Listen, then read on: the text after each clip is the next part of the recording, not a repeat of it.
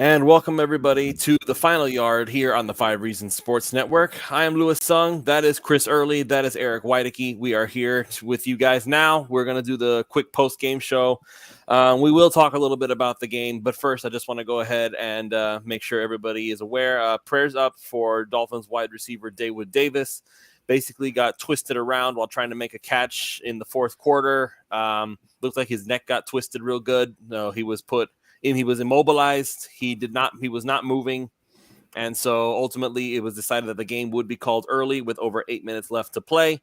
And I feel that was the right call. And to be perfectly honest with everybody, the preseason, people have already said many times before that it really ultimately doesn't do a whole lot for anybody. And there is nobody whose career was going to be made or broken in these last 8 minutes of a third preseason game in 2023. So calling the game, definitely the right decision. We are hopeful that Dawood Davis will wake up and he will be able to continue his life unabated. Duke, yes, you. The Dolphins just tweeted, Dolphins wide receiver Dawood Davis suffered an injury in tonight's game and has been taken to Baptist Medical Center Jacksonville for further evaluation. He is conscious and has movement in all his extremities. Okay, so good. That's good news. Good news. Okay, so I don't know if it kind of feels like I've been in this situation before last year when Tua went down during the Bengals game. I was on live television when this happened, and it just feels like this sort of thing is starting to happen a lot more often lately. I don't know if you guys have maybe noticed that there's been an uptick in like potentially career/life-ending injuries. Yeah, I mean, I don't know if it's actually, I don't know. It feels like it's ironic. It is because, we keep hearing about, and this isn't like an anti-football thing. Like we all know what it is, but it feels like as the game is getting safer, this is happening a little bit more often, which is kind of, paradoxical a little bit. I don't know. It's just on a night like tonight, words kind of escape given the situation. Yeah, it's difficult because you have people now playing the game that are just bigger and faster than they were years ago. And,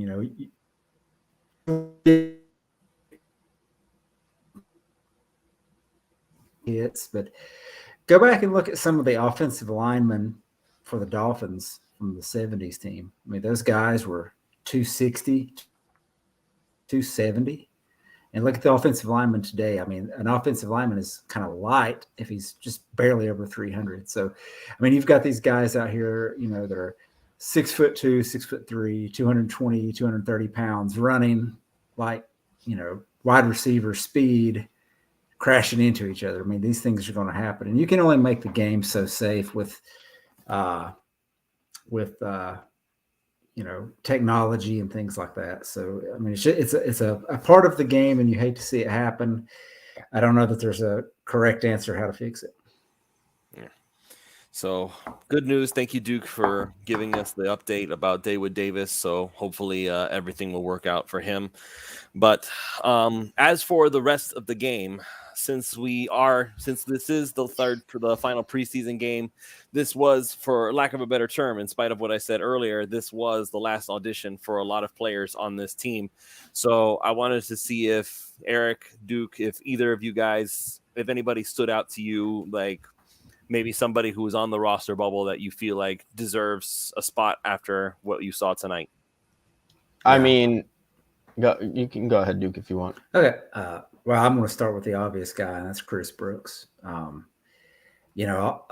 the rage this week has been about the trade rumors for Jonathan Taylor, and obviously he is a fantastic player. But this guy has done nothing but get on the field and produce, and albeit against bottom end of the roster guys from other teams. But I mean, you saw it tonight. Gets a first down run, runs hard through some tackles, and that's just. It seems like something that's kind of missing from the running back room. So yeah, I'll start with him. Yeah, pretty good from Chris Brooks. 6 carries, 33 yards, 2 touchdowns. He basically scored all of Miami's points, for lack of a better term. But Eric, what were you about to say? Yeah, I mean, I was gonna say I feel like kind of a hypocrite for wanting the Jonathan Taylor trade. I still do, by the way. But Chris Brooks has made cutting him.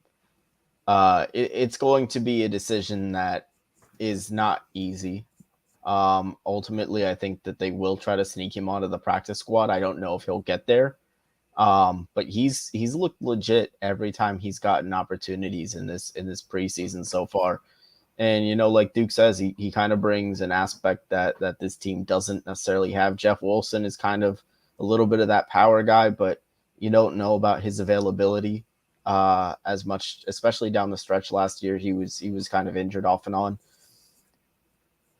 You can never have enough depth at that position right now. Personally, I don't see the like if I'm the Dolphins and I'm going into the season and I'm looking at Myles Gaskin and Savon Ahmed, those guys are nice players, but they're known quantities. I wouldn't carry more than 4 backs, and Brooks would be one of my 4, honestly, going into the season.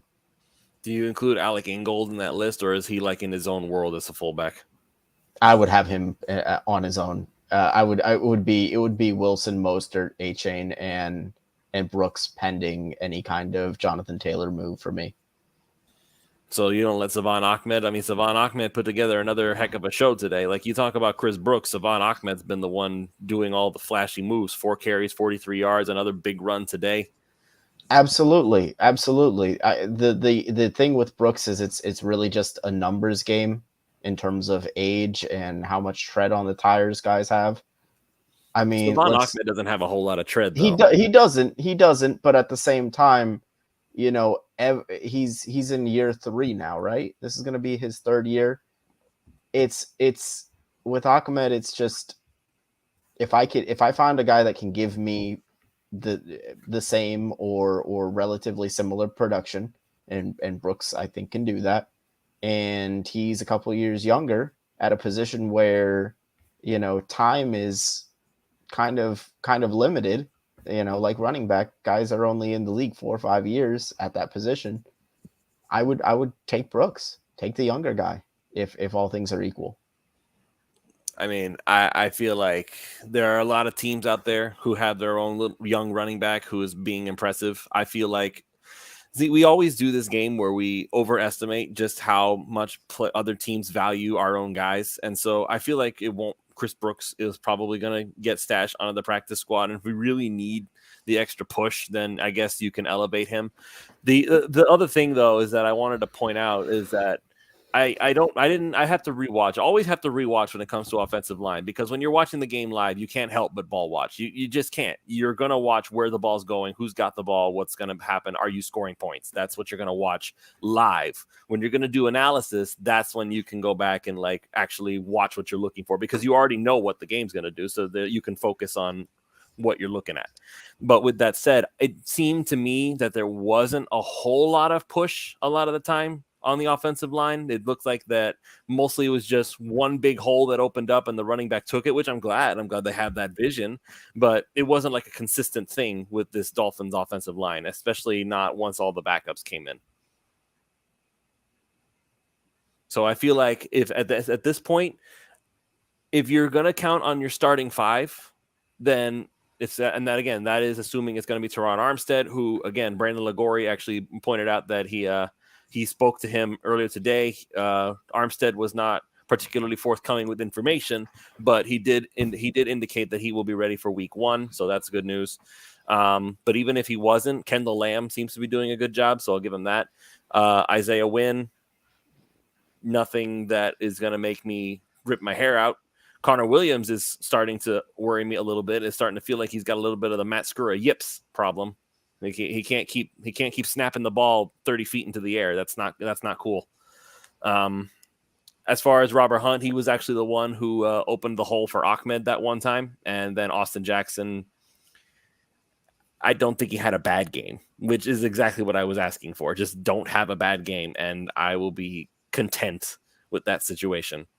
I don't know if either of you guys were able to observe the offensive line any better, if you had any thoughts. Anything, Duke? Before I go? I tried to watch a little bit of it. It was, I thought they pass protected well. That first drive really kind of doesn't count because everything got thrown off with the bad snap. I thought there was a couple of missed things in there, but just from kind of watching the replay on the broadcast, but nothing that I didn't see anything necessarily with them that was just a glaring issue, like, oh, this guy's just getting beat. If anything, it just, this is probably your starting five week one if Armstead can't play. So this was essentially the starters, and you figure with Armstead in there, communication will be even better. But I thought they did well. I thought they did well. There was a run rep where, or maybe a screen, I don't remember, but Kendall Lamb got onto a guy and pushed him, 10 yards downfield. So there's some good reps. Yeah, I'm not. I was worried about the swing tackle position. I'm not worried anymore. I think Kendall Lamb is going to do a fantastic job. So I'm not. It's interesting how George Godsey apparently didn't think much of him way back when, and now Kendall Lamb's out here. He's playing starter level play. I can't imagine how lucky we are, really, because the fact that Kendall Lamb was just sitting out there waiting for somebody to call him, and the Dolphins were able to scoop him up. So kudos to Chris Greer for finding him, and for the scouting department to look at this guy and say, hey, he's got some good tape. And I'm going to go ahead and ask this, and I don't know if you guys agree with me or not. Aside from Tyreek, who continues to be Tyreek in every facet, does it feel like you're a little underwhelmed by the wide receiver core, like Braxton Berrios, Robbie Chosen, and Cedric Wilson? Like, I'm not getting like a lot of excitement from them. Maybe it's just me. No, I'm not. That's the thing. I'm just not worried about it because you mentioned Tyreek, but Jalen Waddle didn't play tonight. River Craycraft is always pretty solid when he plays. Yeah, Craycraft I didn't have a complaint with, but it's like I feel like if we hyped up that we have these three guys fighting for the number 3 position, but it feels like if we're gonna talk about just sheer performance, it feels like Craycraft has done more than all 3 of those guys. And that's true that's certainly true. My whole thing is this offense, it doesn't work well when it's in pieces. Because let's be honest, the whole point of being the number 3 receiver in the Dolphins offense right now is all about all the attention that you're not going to get when Jalen Waddle and Tyreek Hill are on the field. And so honestly, while I'm not saying that it's a completely unimportant position, I think just having 3 guys, fight it out that are kind of average NFL level wide receivers is completely fine. I don't think you need much more than that, considering your top 2 guys and the way that this offense is structured. Yeah. And I think I think some guys have kind of made a statement in the preseason. I think we're going to see Eric Ezekama get a few more touches and more reps this year. Obviously, he played 1 game last year, got one catch. So I think he's going to be a bigger part of the offense. I think right now, if I had to pick a third wide receiver, I would say Braxton Berrios. I'm not entirely sure Robbie Chosen makes the team. I just think that the other guys in the position that they've been put in have outperformed him. And when you're talking about pretty much guys 3 or 4 through 6 at the wide receiver position, you've got to think special teams as well. So, and that's a good point as well to JML845. But you got, Cedric Wilson out there making plays, River Craycraft making catches, Eric Ezekama doing stuff.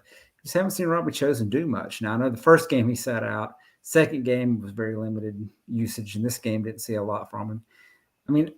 I don't know. It just doesn't seem like when given the opportunity, he's made the most of it.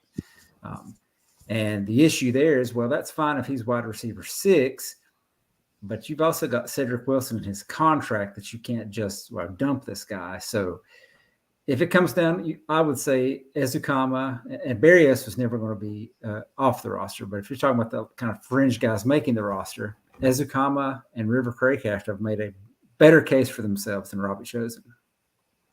Yeah, I do find it kind of interesting, the usage that Cedric Wilson has gotten in the preseason. I mean, it really does kind of scream out to me that they're trying to showcase him as much as possible to eventually get dealt.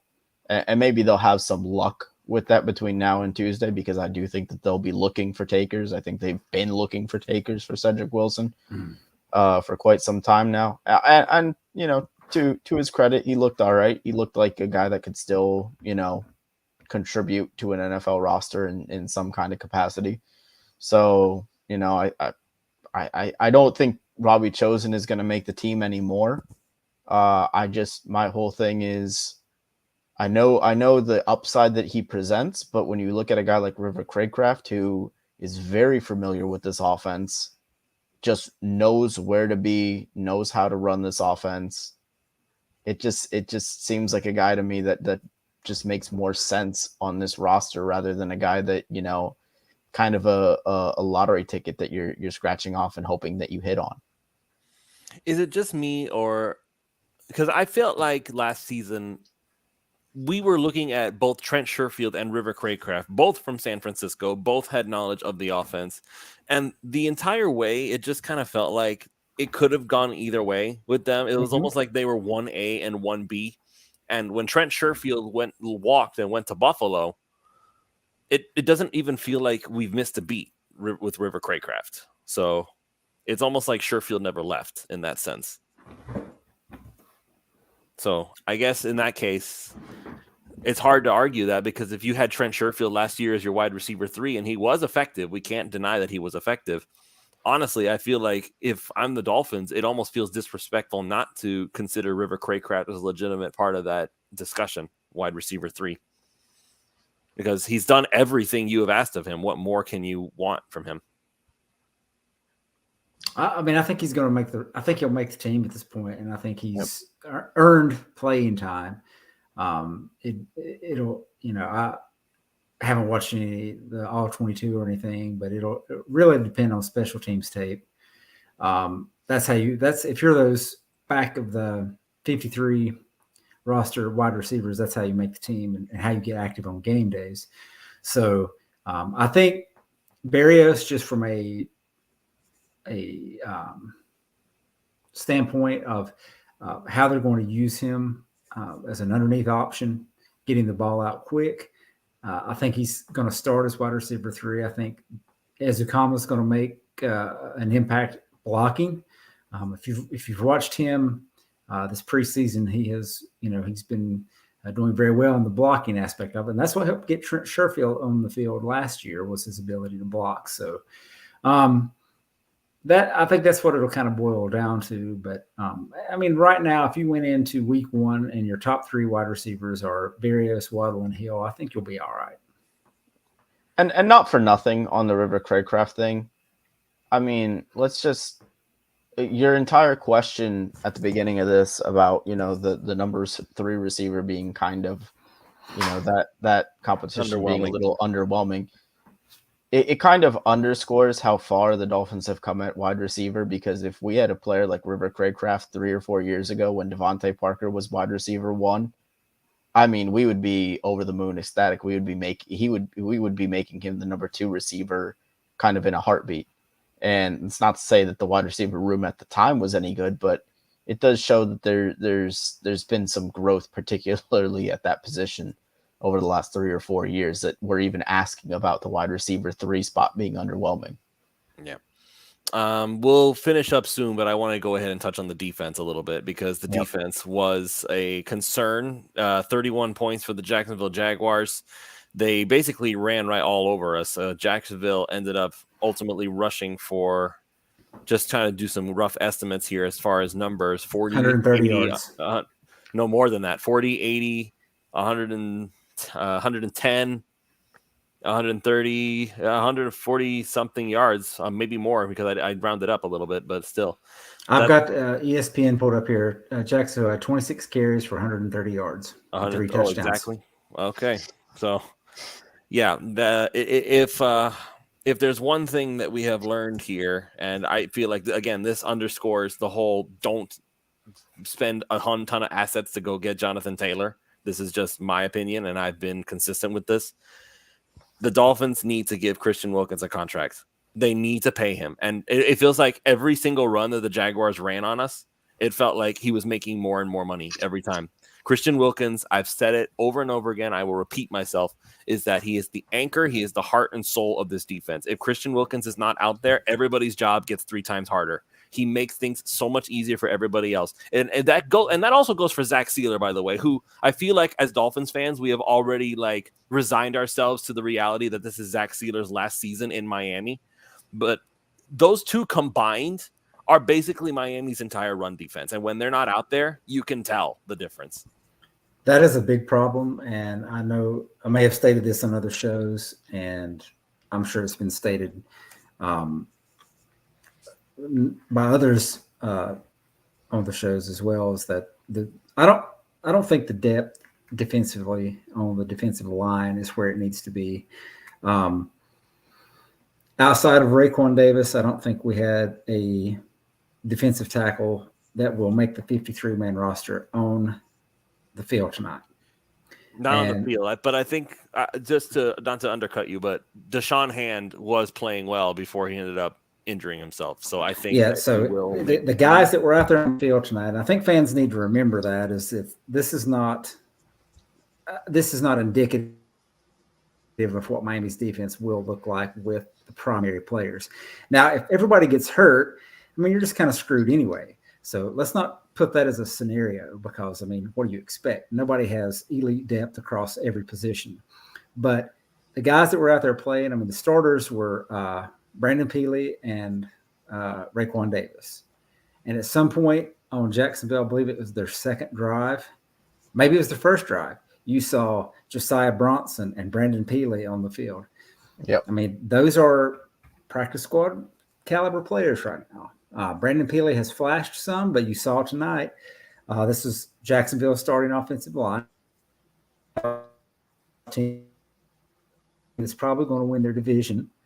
And they have a pretty good offensive line, and they just moved those guys out of the way. I think the very first run play that Jacksonville ran, Peely just got pushed off the ball, just like he wasn't even there. Because I remember seeing that, and I was like, oof, that's not a good play. So, yeah, Miami is going to need to, and I don't know if that Jamal Woods played. I'll have to go back and watch. I know they just signed him to a team. I'm going to double check here, but I don't think he did. So I don't know what he offers. He's a smaller defensive tackle based on what his pre-draft stuff. Duke, yes, he did. He got a half a tackle, but I don't. The funny thing is that the official Google like summary of the game, it doesn't even give him a number, so I don't even know if he has one yet. But he somehow got a half a sack, so a tackle. But I think he was listed at 6'2", 294, so he's more of your kind of defensive end in a 34 defense kind of thing. He's not more of a 3-tech. He's not necessarily going to be a guy that's going to stuff the run up the middle. So, I mean, they need to be checking the waiver wires, calling free agents. I know I've told you, Lewis, and maybe some others, at least on other chats or whatever, that I'm down for bringing Ndamukong Suh back. That was one of my original takes too. Is like, I feel like at this point, he played for Philadelphia last year, like a 1 year, half a year. Yeah, it's like half a year. It was like less than $2 million deal. So it wasn't anything that's going to break the bank. So you could bring him in. Linval Joseph went with him last year. Those are two guys you could sign right now for very small amounts of money. In fact, there's a couple of easy contracts Miami could dump right now and sign those two guys and not miss a beat. And there's your defensive line depth. It's just not there. So when you watch Jacksonville run up and down the field tonight, it wasn't because Miami's defense is just that bad. It's just because we didn't really have our starters tonight. We're not starters. They're not on the 53. So Yeah, I mean that is the story of the game defensively is the depth on the line up front. You know, it's not very good right now. It's not where it needs to be, and you see that evidenced by the fact that they're bringing in guys off the street. It feels like just about every day. I mean, I'm shocked to see Jamal. Well, I'm not shocked that Jamal Woods played, but he got handed a playbook just a couple days ago. Well, here you go, play in the final preseason game. But wasn't he like one of Vic Fangio's guys? I think there might I be thought some he was an history there. undrafted rookie this year. Yeah, he's an undrafted rookie. Oh, was he? For, Who am I thinking of then? The other guy? AJ linebacker. Johnson. Yeah. AJ, okay. So I personally, I don't really know what Jamal Woods was really doing out there. But there are veteran players, as you guys highlighted, that could help this team right now. And I think that ultimately, come Tuesday, there will be a more established veteran defensive tackle somewhere behind Raekwon Davis on this roster. At least I certainly hope so going forward.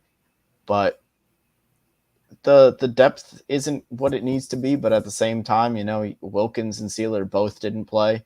As Lewis mentioned, I mean, I think the big winner tonight was Christian Wilkins' agent.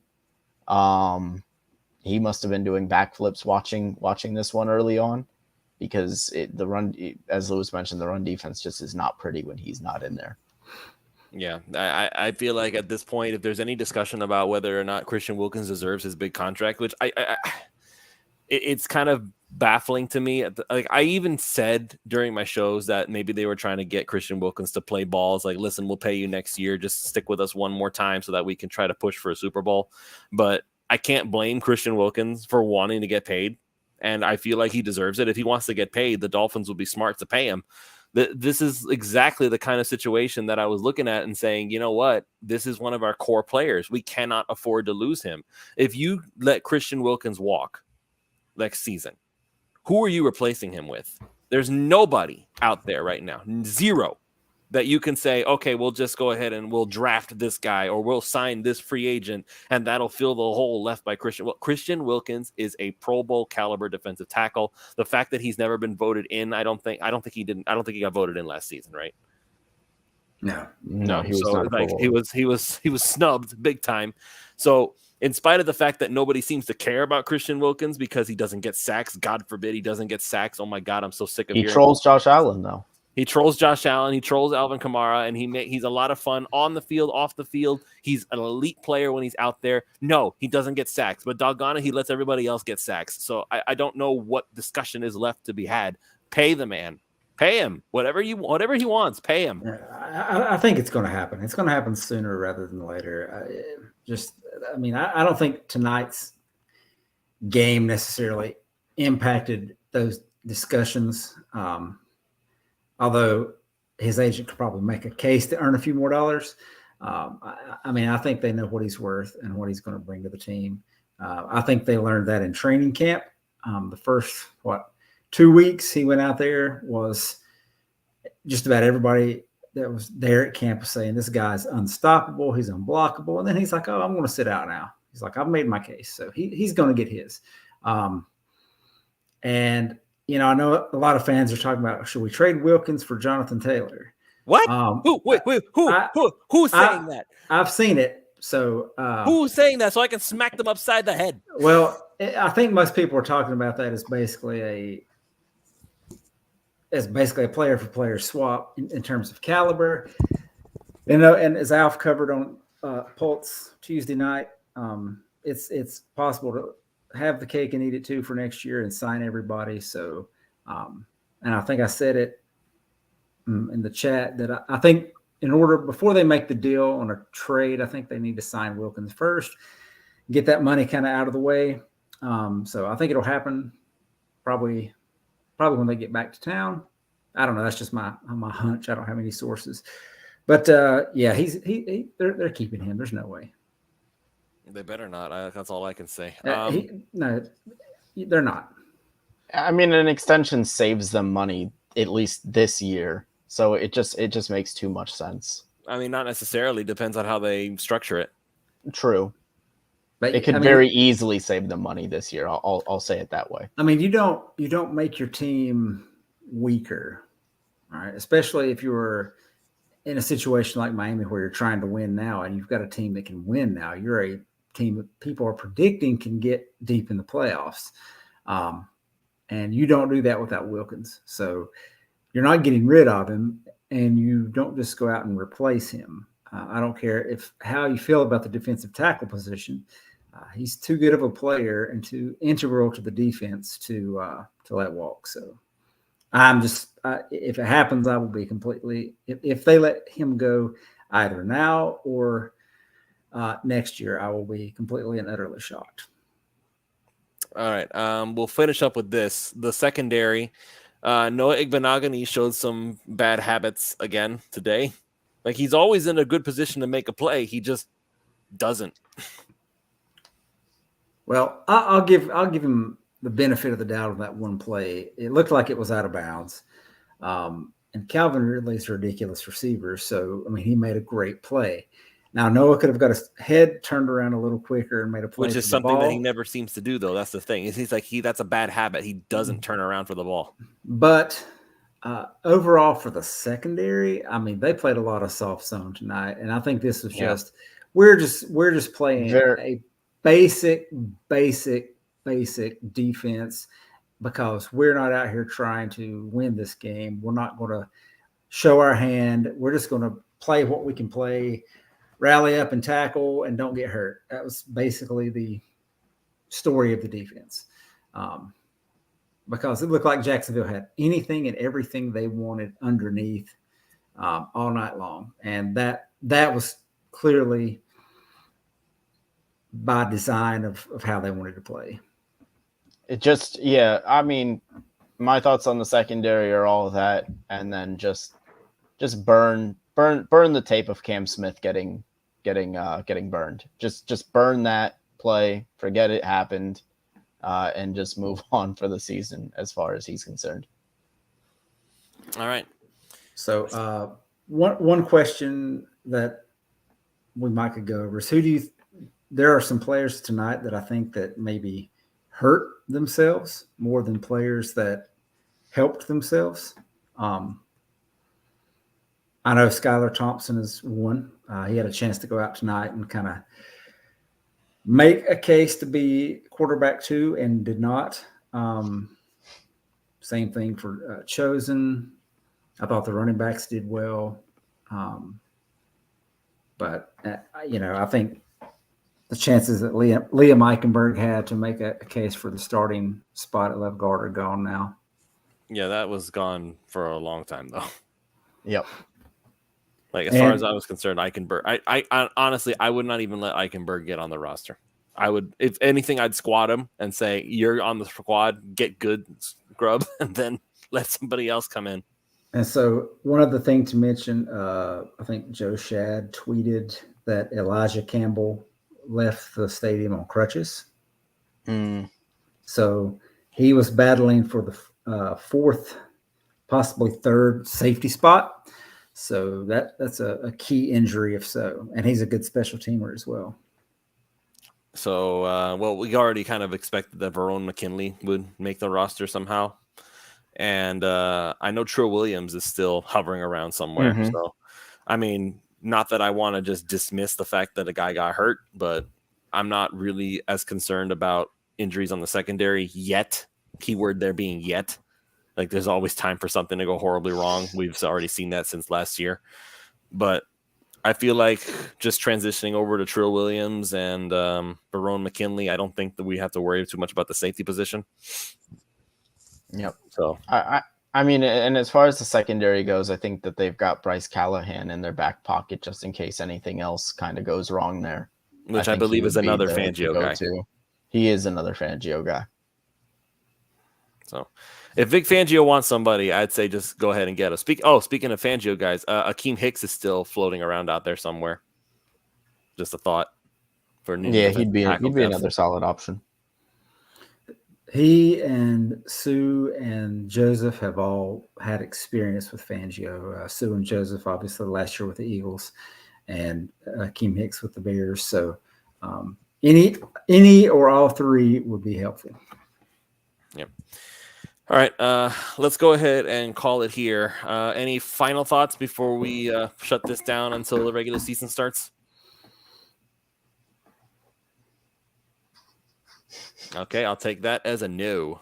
All right, so everybody, just once again, keep your prayers up for David Davis. Hopefully, he will be good to go, and he'll be able to not just be able to get back to regular life. Hopefully, he'll be able to get a chance to play again, because we've had a lot of instances lately where players are trying to get past this stuff. One more thing on him.